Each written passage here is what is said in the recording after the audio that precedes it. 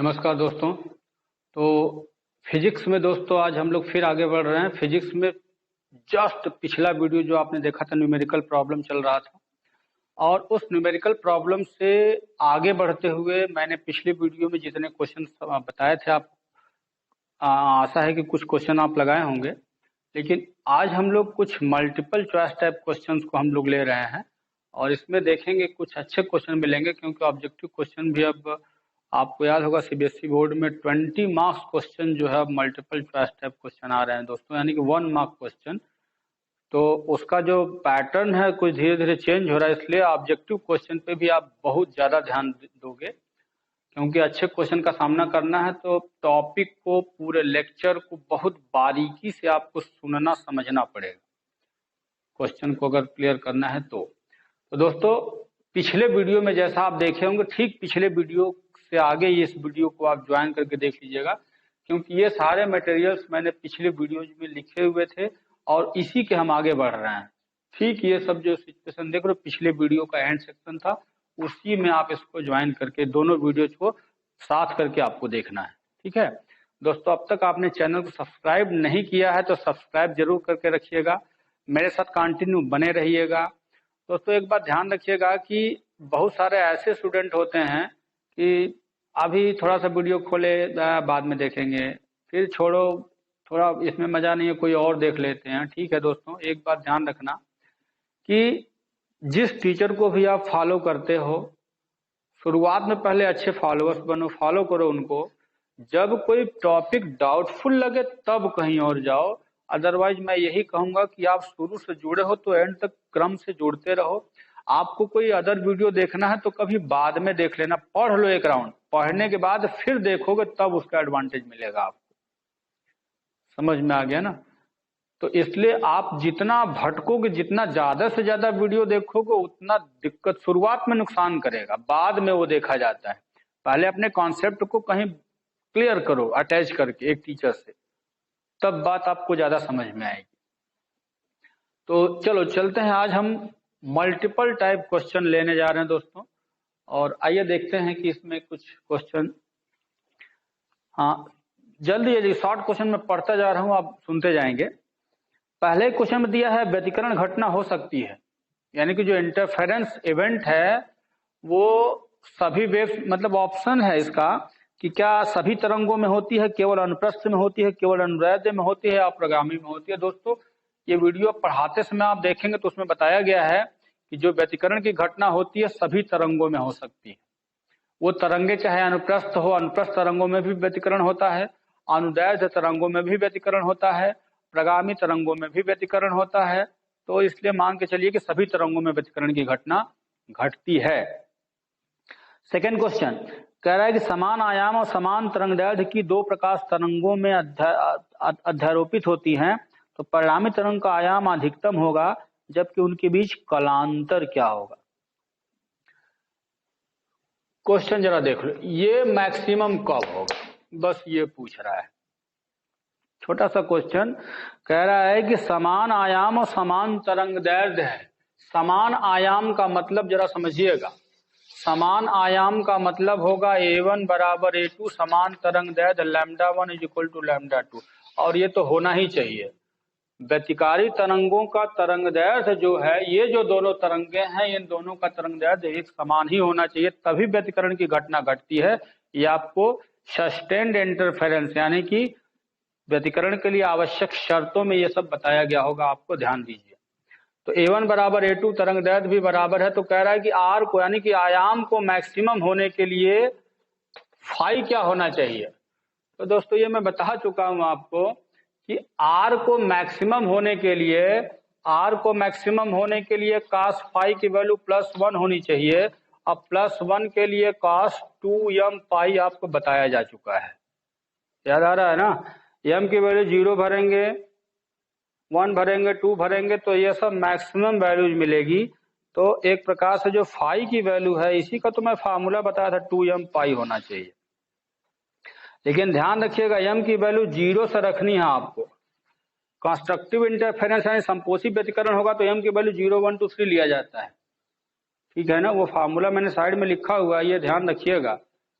जैसे कि ये कंस्ट्रक्टिव के लिए है तो यहाँ m की वैल्यू 0 से स्टार्ट करना है, लेकिन इसमें m की वैल्यू 1 से स्टार्ट करेंगे, ध्यान रखिएगा 1 2 3 भरेंगे इन दोनों में, ठीक है ना। तो बस ये ऑप्शन दिया हुआ है कि फाई की वैल्यू कितनी होनी चाहिए, ऑप्शन दिया हुआ है 0 होना, ऑप्शन 4 दिया हुआ है 0 है, पाई बाई 2 है, और ऑप्शन में पाई है, पाई बाई 4 है, पाई एंड पाई बाई 4, कौन ऑप्शन सही है। तो आप मैच कराओ, जैसे 0 भरोगे, कुछ भी भरने पे आना चाहिए, 0 भरो तो 0, फिर 2 पाई, 4 पाई, 6 पाई, ये होना चाहिए ना।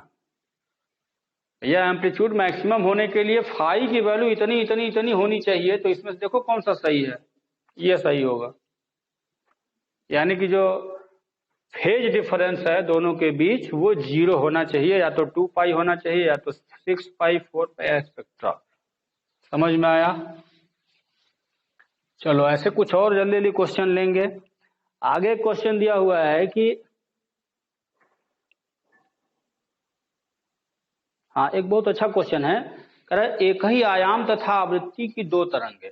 फिर देखो यहाँ पे एक ही आयाम, यानी कि A1 बराबर A2 बराबर A मान लो आप, एक ही आयाम, आवृत्ति तो एक ही होती है व्यतिकरण में, उसको आपको टेंशन नहीं लेना है। तो कह रहा है कि इस कंडीशन में तीव्रताओं का अनुपात क्या होगा जबकि दोनों तरंगे जब एक ही कला में पहुंचे।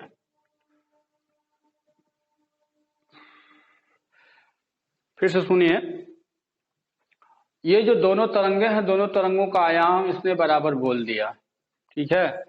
तो कह रहा है कि जब एक ही कला में पहुंचेंगे तब तीव्रता, और इनके बीच का कलांतर पाई बाई 2 होगा तब तीव्रता। यानी कि जब एक ही कलांतर में पहुंचती हैं तो ध्यान रखिएगा फाई का मान 0 हो जाएगा, यानी कलांतर कितना हो जाएगा, फाई का मान 0, और जब फाई का मान पाई बाई 2 हो तब तीव्रता। अब जरा क्वेश्चन को फिर से मैं संभाल रहा हूं, ध्यान दीजिए। ये बोल रहा है कि जब एक ही कला में पहुंचेंगी तो कलांतर 0 हो जाएगा, एक ही कला में पहुंचने का मतलब कलांतर 0 हो जाएगा, तो उस समय इसकी तीव्रता जितनी भी है, नहीं पता, चलो I1 मान लेते हैं, इसकी तीव्रता I1 है। लेकिन जब इनके बीच का कलांतर पाई बाई 2 है तब तीव्रता इसकी I डैश, इसको I और इसको I डैश मान लेते हैं। तो इसमें अनुपात हमको निकालना है, यानी हमें निकालना है I अपान I डैश का मान, इसमें रेशियो पूछा गया है। क्वेश्चन फिर से सुन लीजिए, समान आयाम और आवृत्ति की तरंगें जब समान कला में चलती है, तो समान कला में चलती है और कलांतर पाई बाई 2 होता है, तो इन दोनों सिचुएशन में इनकी तीव्रताओं में क्या अनुपात होगा। समझ में आ गया। चलो I अपन I डैश निकालने से पहले हम पहले देखते हैं I निकालेंगे कैसे। अच्छा ये बताओ, अभी I की वैल्यू जब फाई का मान 0 है, अभी I की वैल्यू फार्मूला आपके पास ये है। अच्छा बताओ, फाई की वैल्यू जब 0 भर दोगे, ये फाई की वैल्यू 0 है, cos 0 की वैल्यू 1 हो जाएगी। तो आपको याद होगा कि I की वैल्यू इस कंडीशन में, इस केस के लिए I की वैल्यू ये हो जाएगा √I1 प्लस √I2 का होल स्क्वायर, क्योंकि cos 0 की वैल्यू 1 होती है तो पूरा √I1 प्लस √I2 का होल स्क्वायर बन जाता है। समझ में आ गया, ये I की वैल्यू हो गई।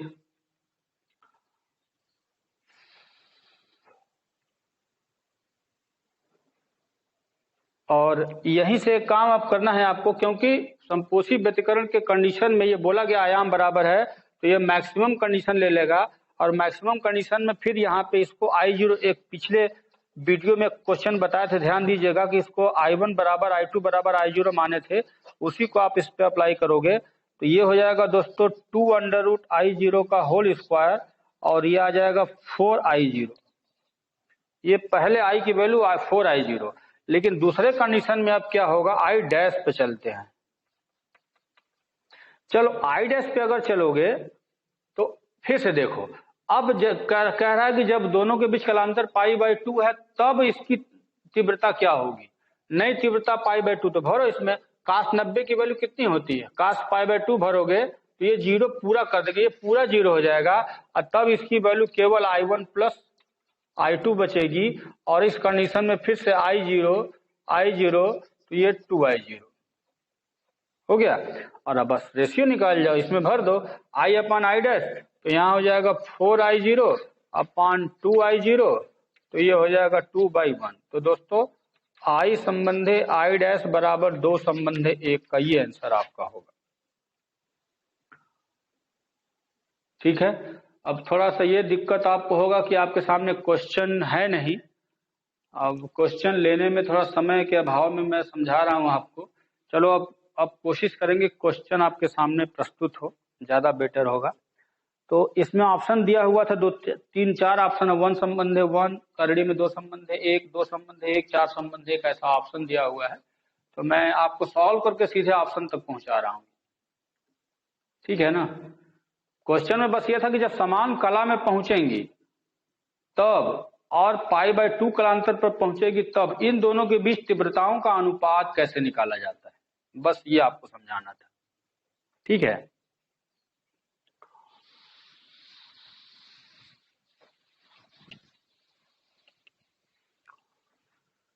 चलो नेक्स्ट क्वेश्चन दोस्तों आइए चलते हैं।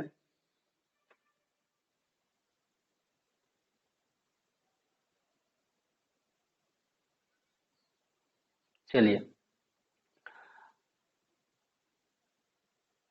क्वेश्चन है कि व्यतिकरण करने वाली 2 तरंगों की तीव्रताएं I1 I2 हैं, तो उनमें अच्छा कंट्रास्ट कब होगा।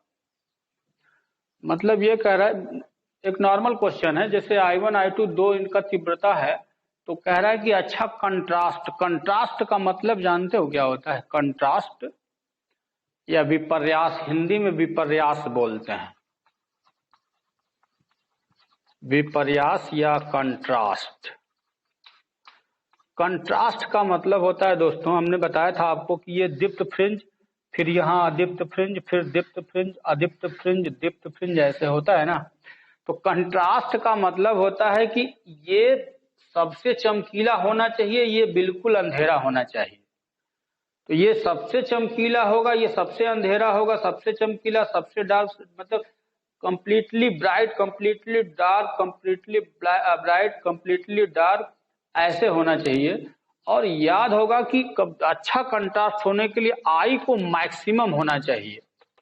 अच्छा कंट्रास्ट के लिए आई मैक्सिमम होना चाहिए, और आई मैक्सिमम के लिए बताया गया था फाई की वैल्यू कितनी, 0 डिग्री ना, का 0 डिग्री। तो उस केस में आई मैक्सिमम होना चाहिए। और अच्छा कंट्रास्ट तब होगा जब इसमें एम्पलीट्यूड सब बराबर हो जाए और इंटेंसिटी दोनों की बराबर रहे, तभी ऐसा होता है कि जब I1 और I2 ये दोनों आपस में बराबर होंगे तब, क्योंकि अंतर आपको याद होगा ना, आई मैक्स बटे आई मिन, फार्मूला था ना, √I1 प्लस √I2 अपान √I1 माइनस √I2। तो ये कम से कम होने के लिए इसको 0 होना चाहिए, तभी कंट्रास्ट अच्छा होगा। कंट्रास्ट मतलब ये बिल्कुल डार्क दिखे, ये बिल्कुल चटकार दिखे, इसी को कंट्रास्ट बोला जाता है। तो ये कंट्रास्ट तभी ऐसा होगा जब इसके बीच ये जो अंतर है, ये I1 I2 का बिल्कुल 0 हो जाए। और 0 होने का मतलब है कि I1 और I2 का मान दोनों बराबर होना, यानी दोनों की तीव्रताएं इंटेंसिटीज अगर बिल्कुल इक्वल हैं, तब इनके बीच जो कंट्रास्ट होगा सबसे गुड कंट्रास्ट होगा। इसी को गुड कंट्रास्ट और बैड कंट्रास्ट बोलते हैं। ठीक है ना। तो गुड कंट्रास्ट के कंडीशन में ये होना चाहिए। अब बैड कंट्रास्ट का मतलब कि ये डिफर होना चाहिए। बैड कंट्रास्ट मतलब ये I1 मतलब डिफरेंस होना चाहिए इसमें, ज्यादा, जितना ज्यादा अंतर रहेगा उतना ही खराब कंट्रास्ट मिलेगा आपको। ठीक है।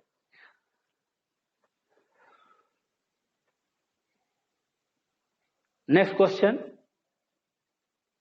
कह रहा है, 2 कला संबद्ध स्रोतों से उत्पन्न समान तीव्रता आई की 2 प्रकाश तरंगे व्यतिकरण करती हैं। अदीप्त फ्रिंज की तीव्रता 0 है, तो दीप्त फ्रिंज पर प्रकाश की तीव्रता क्या होगी। तो अगर देखो, कह रहा है कि फिर वही बात, अदीप्त फ्रिंज की तीव्रता 0 है, अदीप्त फ्रिंज की तीव्रता, अदीप्त फ्रिंज का मतलब, क्वेश्चन पूरा सुन लीजिए फिर से, अच्छा क्वेश्चन है। इसमें कह रहा है कि 2 कला संबद्ध स्रोतों से उत्पन्न समान तीव्रता आई की 2 प्रकाश तरंगे व्यतिकरण करती हैं, यानी कि 2 प्रकाश तरंगे यहां पे व्यतिकरण कर रही हैं, और समान तीव्रता दोनों की है, आई आई दोनों का समान है, व्यतिकरण करती हैं, तो दीप्त फ्रिंज की प्रकाश की तीव्रता क्या होनी चाहिए? तो ये तो यहीं से निकल जाएगा ना भैया, सीधे I1 I2 बराबर है, बस ये ध्यान रखो, I1 I2 बराबर तो इसी में भरो ना, आप इसी से निकाल सकते हो। कह रहा है कि अगर अदीप्त फ्रिंज का मतलब होगा कि मिनिमम होना चाहिए, ये वाला शर्त है, तो ये 0 बोल चुका है कि अदीप्त फ्रिंज की तीव्रता 0 है, तो ये 0 होगा कब? जब I1 I2 बराबर होगा तब, और I1 I2 बराबर होगा अगर, तब तीव्रता I की जो वैल्यू होगी यहाँ पे I मैक्स आपको चाहिए, और I मैक्स की वैल्यू √I प्लस √I का होल स्क्वायर, तो ये हो जाएगा 2√I का होल स्क्वायर बराबर 4I, यानी कि दीप्त फ्रिंज की तीव्रता 4I हो जाएगी वहां पे। फिर से सुन लीजिए क्वेश्चन को, कि यदि I तीव्रता की 2 तरंगें मिलती हैं, और कह रहा है कि अदीप्त फ्रिंज जहां बनता है वहां तीव्रता 0 है, तो जहां दीप्त फ्रिंज बनता है उसकी तीव्रता क्या होगी? भैया अदीप्त फ्रिंज की तीव्रता 0 बोलने का मतलब ही है कि गुड कंट्रास्ट वाला है, जैसे अभी जस्ट इसके पहले क्वेश्चन लिए थे, गुड कंट्रास्ट का क्वेश्चन है। गुड कंट्रास्ट अगर है तो इसका मतलब होगा कि ये वैल्यू बराबर होगी I1 I2, तो अगर ये 0 बोल चुका है तो यही I1 I2 यहां कर देंगे तो दीप्त फ्रिंज वाला ये बता देगा। ये कंस्ट्रक्टिव इंटरफेरेंस के केस में ये मालूम हो जाएगा कि इंटेंसिटी कितनी है, और मैक्सिमम इंटेंसिटी 4I होगी।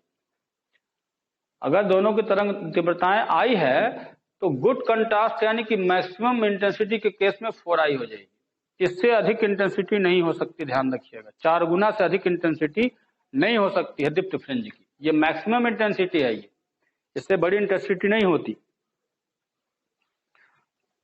नेक्स्ट क्वेश्चन एक है कि तृतीय क्रम में अदीप्त फ्रिंज पर 2 व्यतिकारी तरंगों के बीच पथांतर क्या होगा? ये भी देखिए, अब नया क्वेश्चन आ गया, यहां से थोड़ा सा ध्यान दीजिए। क्वेश्चन ये बोल रहा है कि जैसे आपको याद होगा कि ये सेंटर है, तो यहाँ दीप्त फ्रिंज हमेशा बनता था, बताया गया था, यहाँ पे अदीप्त फ्रिंज, फिर दीप्त अदीप्त ऐसे ऊपर जाएगा, और ऐसे ही ये नीचे चलता चला जाता है, याद है ऐसे। तो क्वेश्चन ये बोल रहा है, देखिए ये दीप्त फ्रिंज पहली अदीप्त फ्रिंज है, दूसरी अदीप्त फ्रिंज, ये तीसरी अदीप्त फ्रिंज, हमसे इसके बारे में बात कर रहा है। तो तीसरी दीप्त अदीप्त फ्रिंज, क्वेश्चन फिर से मैं पढ़ रहा हूं कि तीसरी अदीप्त फ्रिंज पर 2 तरंगे मिलती हैं, यानी कि यहां पर अगर 2 तरंगे, मान लो ये तरंगे अगर यहां पे मिलेंगी इस कंडीशन में, तो यहां पथांतर कितना होना चाहिए? पथांतर क्या होना चाहिए? और आपको याद होगा, मैं पथांतर देखिए फार्मूले में लिखा हूं, अदीप्त फ्रिंज के लिए पथांतर, अदीप्त फ्रिंज के लिए ये है, ये फार्मूला, अदीप्त फ्रिंज के लिए ये पाथ डिफरेंस है ना, और ये दीप्त फ्रिंज के लिए था, और ये अदीप्त के लिए, तो अदीप्त के लिए पाथ डिफरेंस मैंने लिखा, बस इसका यूज करिए आप। तो x = 2m-1 λ/2। अच्छा, अब तीसरी अदीप्त फ्रिंज है तो आप m का मान 3 भर दो, तो 3 दूना 6 में से 1 गया 5, 5 λ/2 हो गया, आंसर है ये। बस इसको सही समझाने के लिए क्वेश्चन को उठाया जा रहा है। तीसरे क्रम की अदीप्त फ्रिंज का मतलब कैसे पहुंचोगे, यहाँ हमेशा दीप्त रहेगा, तो ये पहली अदीप्त है, दूसरी अदीप्त, तीसरी अदीप्त, तो तीसरी अदीप्त का मतलब m का मान 3, कहाँ भरोगे? अदीप्त फ्रिंज के लिए पथांतर का फार्मूला ये है, कलांतर का फार्मूला ये, मतलब phase difference for destructive, path difference for destructive, ये फेज डिफरेंस फॉर कंस्ट्रक्टिव, और ये पाथ डिफरेंस फॉर कंस्ट्रक्टिव, इसी फार्मूले पे है। तो आंसर आपका मिल जाएगा 5 λ/2 आ जाएगा, ठीक है।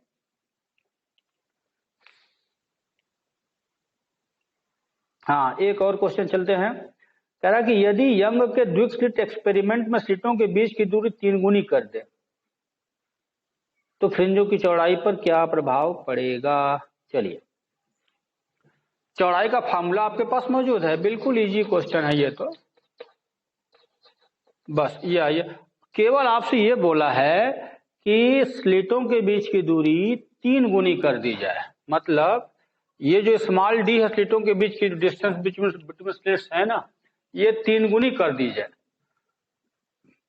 ठीक है ना, इसको 3 गुना कर दिया गया। 3 गुना करने का मतलब कह रहा है फ्रिंज की चौड़ाई क्या होगी, तो इसके बारे में तो कुछ बोला नहीं इसने, भाई डी लैम्डा के बारे में तो कुछ नहीं ना बोला है, तो जिसको नहीं बोला है उसको कांस्टेंट मान के अब इसको मैं फार्मूले को अपने फेवर में ला रहा हूं, ये बन गया।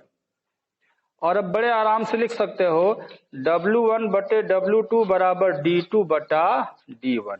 और अब देखो, चलो मान लो शुरू में जो चौड़ाई W थी, बाद में चौड़ाई नहीं पता, शुरू में दूरी D थी, बाद में दूरी 3 गुनी कर दी गई, बाद में जो दूरी है वो 3 गुनी कर दी गई।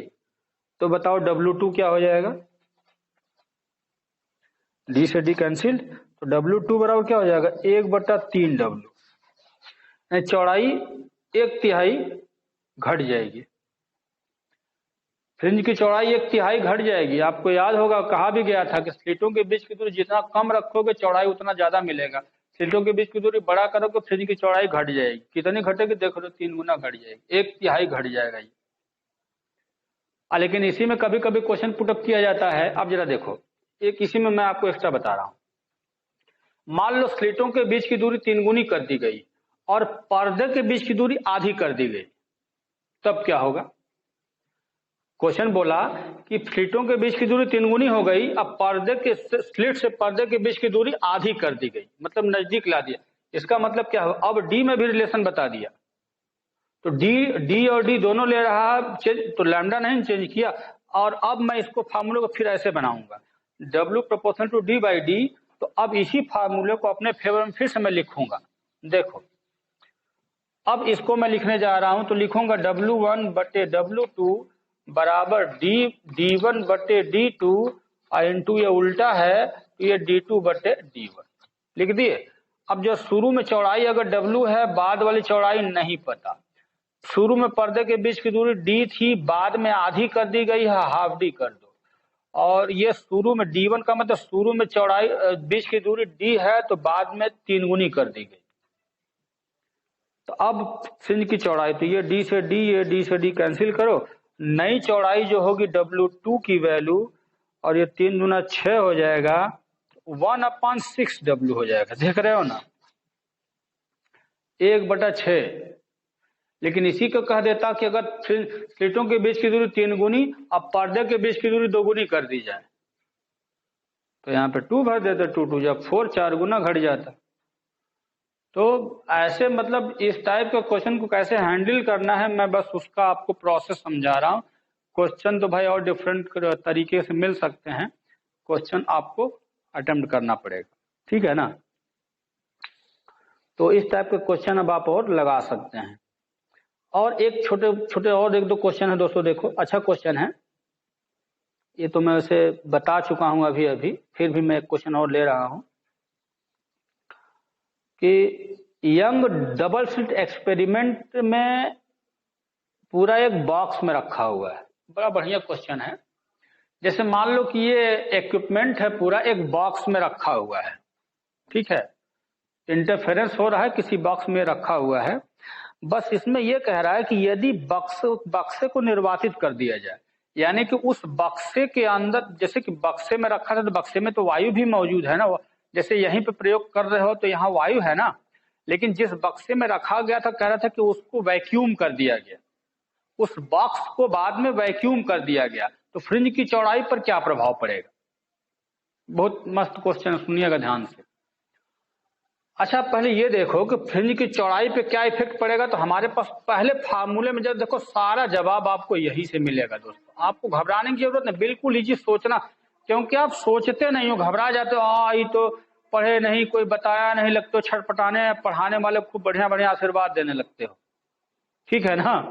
तो वहां पे घबरा जाते हो, सब आपके पास मौजूद है, बस सोचो थोड़ा। कह रहा है कि पूरे उपकरण को डुबा दिया गया, सॉरी ये तो मैं पहले बता, पूरे उपकरण को कहीं बॉक्स में डाला गया था, अब बॉक्स को अब अगर वैक्यूम कर दिया जाए तो फ्रिंज की चौड़ाई पर क्या इफेक्ट पड़ेगा, ठीक है। चलो सोचने का काम स्टार्ट करो। W बराबर D लैम्डा बाई डी होता है। अच्छा ये बताओ कि पहले उसमें वायु भरी थी, उसको फिर वैक्यूम कर दिया गया, वैक्यूम करने का मतलब जानते हो, अब वो निर्वात हो गया। अच्छा निर्वात हो गया, आप चेंज देखो क्या क्या बदल रहा है, आप ये बताओ ये बदलेगा क्या, इसके बीच की दूरी तो आप खाली भैया वैक्यूम करने से ये घटेगा बढ़ेगा नहीं, स्लिटों के बीच की दूरी भी अनचेंज रहेगी, ये भी नहीं बदलेगा, ये भी नहीं बदलेगा। तो लेकिन लैम्डा के बारे में सोचना शुरू करो कि लैम्डा बदल जाएगा। लैम्डा तब बदलता है जब प्रकाश बदलेगी। तो आप सोचोगे सर प्रकाश भी तो वही है, कहां बदल रहा है? तो इसका मतलब क्या, फ्रिंज की चौड़ाई अपरिवर्तित रहेगी, लेकिन ऐसा नहीं है, आपका दिमाग वहां गया नहीं। देखिए हो यह रहा है कि आप जानते हो कि वायु की तुलना में, निर्वात की तुलना में अगर कंपेयर करोगे तो वायु का अपवर्तनांक 1 माना गया है, लेकिन 1 से जरा सा ज्यादा होता है। वायु का अपवर्तनांक 1.00 ऐसे कुछ, यहाँ पे 7, 6, 8 जो भी कुछ होता है, यहाँ पे 4 होता है इतना, लेकिन इसको इग्नोर किया गया है, तब आप 1 मानते हो, और वैक्यूम का 1 होता है। इसका मतलब यह है कि वैक्यूम के कंपैरिजन में एयर का जो वेवलेंथ है, एयर का जो रिफ्लेक्टिव इंडेक्स है वो कुछ ज्यादा होता है। इसका मतलब यह है कि पहले वायु था तो उसमें उसका रिफ्लेक्टिव इंडेक्स 1 से ज्यादा था, समझ में आया? और जब वायु में उसको निर्वात कर दिए तो अब उसका जो रिफ्लेक्टिव इंडेक्स कुछ कम हो गया, 1 हो गया। और आप जान लो अपवर्तनांक अगर घट जाएगा तो वेवलेंथ क्या होगा, बढ़ जाएगा। यानी कि जैसे ही आप उसको वैक्यूम करोगे उसका वेवलेंथ जो प्रकाश थी उसकी बढ़ जाएगी, वेवलेंथ बढ़। मैंने अभी इसके पिछले वीडियो को आप ध्यान से देखोगे, उस वीडियो, इसके जस्ट पीछे वाले वीडियो में, पहले वीडियो में, इसके पिछले वीडियो में मैं समझाया हूं कि तरंगदैर्घ्य मतलब कि एक अनुपात मैंने फार्मूला ऐसे लिखा था कि लैम्डा डैश बराबर लैम्डा बाई एन, याद होगा आप, इसको चेक करो। तो ये मान लो कि वायु है और ये निर्वात है, तो निर्वात में और इसका रिफ्लेक्टिव इंडेक्स के साथ जो रिलेशनशिप है, तो लैम्डा डैश का मान किसी बड़े अपवर्तनांक वाले मीडियम में ले जाओ तो लैम्डा घटता है, ये ध्यान रखना। तो इसका मतलब क्या हुआ कि आप जब वैक्यूम कर दो तो लैम्डा बढ़ गया। वैक्यूम करने का मतलब वेवलेंथ बढ़ गया, वेवलेंथ बढ़ गया तो डब्ल्यू भी बढ़ जाएगा। इसका मतलब जब बक्से को आप निर्वातित करोगे या वैक्यूम करोगे तो फ्रिंज विड्थ थोड़ी बढ़ जाएगी। था ना अच्छा क्वेश्चन, सोचने का बस है कमाल, फ्रिंज विड्थ थोड़ी बढ़ जाएगी इसमें। चलिए नेक्स्ट एक और क्वेश्चन है, यदि यंग्स डबल स्लिट एक्सपेरिमेंट में सोडियम लैंप को नीले प्रकाश में बदल दिया जाए तब क्या होगा?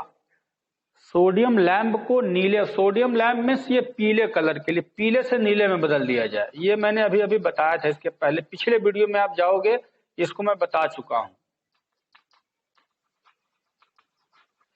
मतलब पीले प्रकाश को नीले में बदलेंगे तो फ्रिंज पर क्या प्रभाव पड़ेगा दोस्तों, ये मैं बता चुका हूं। विबग्योर आप जाओगे जब, तो ऊपर से नीचे ऐसे चलोगे तो ये तरंगदैर्घ्य बढ़ता है, तो तरंगदैर्घ्य बढ़ता है तो पीले, यानी कि ये इंडिगो यहाँ पे तरंगदैर्घ्य है और ये येलो है यहाँ है, यहाँ, तो इसका वेवलेंथ बड़ा है, ये बड़ा वेवलेंथ है, ये छोटा वेवलेंथ है।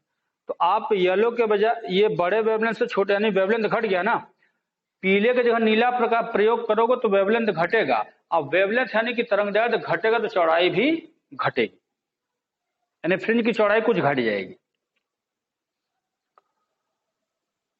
बस। और एक आध क्वेश्चन दोस्तों ये ध्यान रखना, जैसे एक क्वेश्चन इसमें देता है अक्सर छोटा सा कि 2 घटनाएं ऐसी है, आप देखोगे जैसे कि साबुन का बुलबुला उड़ाओगे जो फूंक मार के, या दिखता है हमको कहीं, तो आप देखे अक्सर वो रंगीन दिखने लगता है, कलरफुल दिखता है, समझ में आ रहा है? आप जब बुलबुला उड़ाओगे तो धूप जब पड़ता है, उस पर प्रकाश पड़ता है तो चमकदार रंगीन दिखाई देता है। और इसी प्रकार जैसे पानी है, पानी में आप कुछ तेल की बूंदे डाल दोगे तो वो तेल भी आपको लाल पीला हरा नीला ऐसे दिखने लगेगा, हरे कलर का ज्यादा उसमें इफेक्ट आ जाता है। ऐसा जानते हो क्यों? ये दोनों घटनाएं जो है व्यतिकरण के कारण ही होती है। ये याद रखना कि दोनों इवेंट जो है इंटरफेरेंस का ही एग्जाम्पल है। इसमें होता यह है, जैसे मान लीजिए बुलबुला बबल है, ऊपर से एक रे आ रही है तो इस सरफेस से भी इसका रिफ्लेक्शन होता है, रिफ्लेक्शन।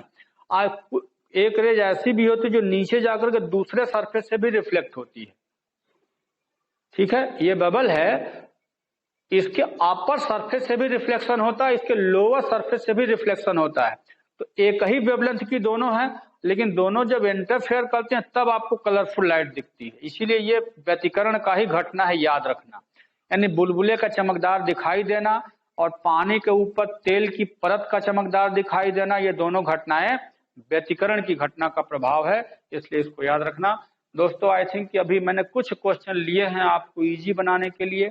अब मैं उम्मीद करता हूं कि आप घर पर रह करके और डिफरेंट टाइप्स के क्वेश्चन को आप सिलेक्ट करिएगा, अपने से आप इसको सॉल्व करिएगा, जितना संभव हो सके, जितना पढ़ेंगे उतना आपको मिलेगा। ठीक है, वीडियो आपको हेल्प के लिए बनाया गया, जितना हेल्प ले सकते हैं आप लीजिए। आपको खुद मेहनत करना है, जितना सर्च करेंगे, जितना मेहनत करेंगे उतना आपको मिलेगा। दोस्तों फिर मिलते हैं हम लोग नेक्स्ट वीडियो में, तब तक के लिए थैंक यू, नमस्कार।